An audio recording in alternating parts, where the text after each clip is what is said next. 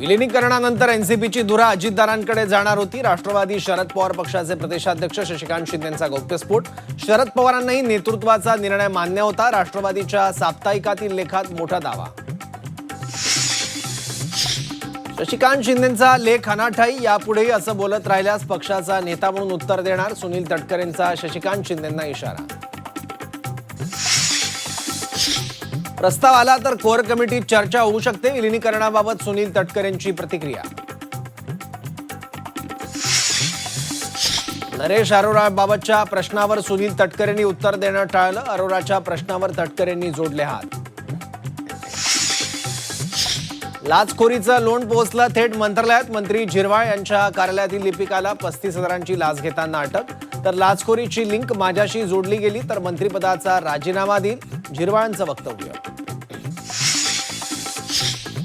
धाराशिवमध्ये भाजपला रोखण्यासाठी दोन्ही शिवसेनेची रणनीती। जिल्हा परिषद अध्यक्षपदासाठी दोन्ही शिवसेना एकत्र येण्याची शक्यता। शिवसेना युबीटीचा बिनशर्त पाठिंबा असल्याची सूत्रांची माहिती। छत्रपती संभाजीनगरमध्ये शिंदेंच्या शिवसेनेत जुंपली। उपमहापौर राजेंद्र झंजाळ आणि पालकमंत्री संजय शिरसाटांमध्ये वाकयुद्ध। महापालिका निवडणुकीच्या तिकीट वाटपापासून सुरू झालेला वाद शिगेला।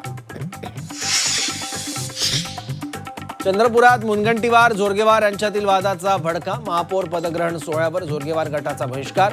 किशोर जोरगेवारांना निमंत्रण नसल्याचा आरोप।